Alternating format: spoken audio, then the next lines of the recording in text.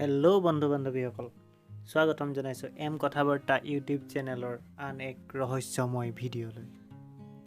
এয়া কাহিনী হৈছে মোৰ বন্ধু প্ৰীতমৰ, যি নেকি নতুনকৈ টেটত চাকৰি পাইছিল। চাকৰি পোৱাৰ পিছত তাৰ জীৱনত যি ঘটনা ঘটিল তাৰে হুবহু বৰ্ণনা মই আপোনালোকৰ আগত তুলি ধৰিবলৈ চেষ্টা কৰিলোঁ। আশা কৰোঁ ভিডিঅ'টো শেষলৈকে চাওক।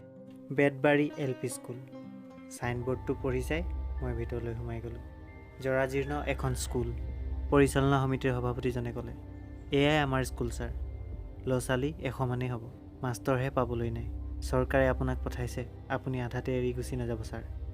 সভাপতিজনে প্ৰায়ে মোক হাতযোৰ কৰিয়ে ক'লে। দেউতাৰ বয়সৰ ব্যক্তি এজনে হাতযোৰ কৰাত মোৰ কিবা ভাল নালাগিল। তেখেতক সুধিলোঁ, আগৰ শিক্ষকসকল কিয় ইয়াত নাথাকেনো? সভাপতিজনে ক'লে, নাজানো ছাৰ, চহৰৰ মানুহ, আমাৰ ইয়াত সকলো সা সুবিধা নাপায় বাবে থাকিবলৈ টান পায় চাগে। সভাপতিজনে আৰু ক'লে, ছাৰ আপুনি গুচি নাযাব আকৌ, আমি আপোনাৰ ৰন্ধা মেলা খোৱা বোৱা সকলো ব্যৱস্থা কৰি দিম। আপুনি মাত্ৰ এই ঘৰটোত আৰামত থাকিলে হ'ল আৰু স্কুললৈ যাব লাগে। ময়ো ভালেই পালোঁ, কিয়নো অলপতো আৰাম হ'ব, এনেও ৰান্ধি মই বেয়াই পাওঁ। সকলোকে বিদায় দি থাকিবলৈ দিয়া ঘৰটো চাবলৈ ধৰিলোঁ। ঘৰটো বহুত পুৰণি, ব্ৰিটিছৰ দিনতে নিৰ্মিত ঘৰ। চাহ বাকচ বনাবৰ বাবে ব্ৰিটিছসকলে ইয়াতে কাঠৰ মিল স্থাপন কৰিছিল। তাৰে কৰ্মচাৰী কোৱাৰ্টাৰটো আছিল এই ঘৰটো। ভিতৰলৈ সোমাবলৈ দৰ্জাখন ঠেলি দিলোঁ। কেৰেক শব্দ কৰি দৰ্জাখন খোল খাই গ'ল। ভিতৰখন পৰিপাটিকৈ সজাই থোৱা আছে। বিচনাপত্ৰ পাৰি মেলি চিজিল লগাবলৈ গধূলি হ'লগৈ। মই বিচনাতে পৰি কিতাপ এখন মেলিলোঁ। মোৰ এনেও ইমান পঢ়া স্বভাৱ নাই, যদি ইয়াত এয়াই টাইম পাছ, কিয়নো মোবাইলৰ নেটৱৰ্ক নাই ইয়াত। তেন্তে হঠাৎ কাৰেণ্ট গুচি গ'ল। মই মম এডাল জ্বলাই ল'লোঁ।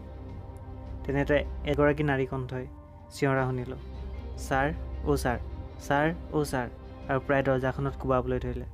মই বোলো এয়ানো কোন আহিলে? ওলাই গৈ দেখিলোঁ এগৰাকী বয়সস্থ বিধৱা মহিলা। মই ক'লোঁ, হয় কওকচোন।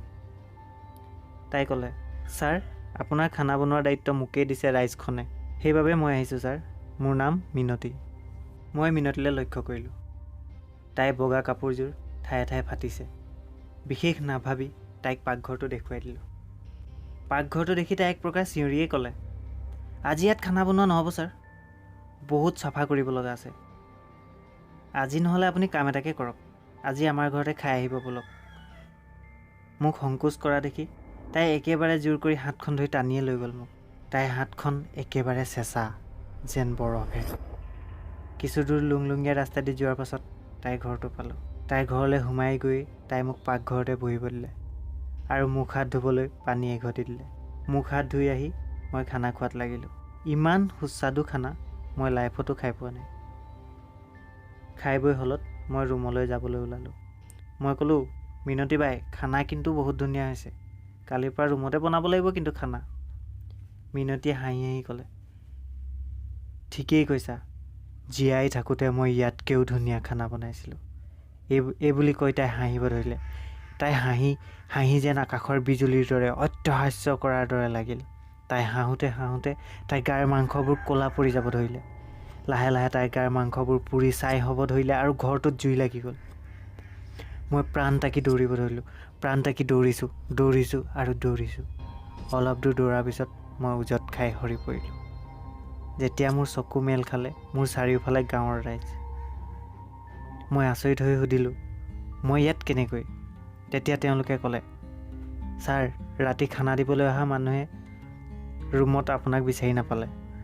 আটায়ে বিচাৰ খোচাৰ কৰাত অভিশপ্ত মিনতী বুঢ়ীৰ এৰাবাৰীৰ কাষতে আপোনাক পৰি থকা পালে। মিনতী বুঢ়ীৰ কথা শুনি মোৰ গাৰ নোম শিয়ৰি গ'ল।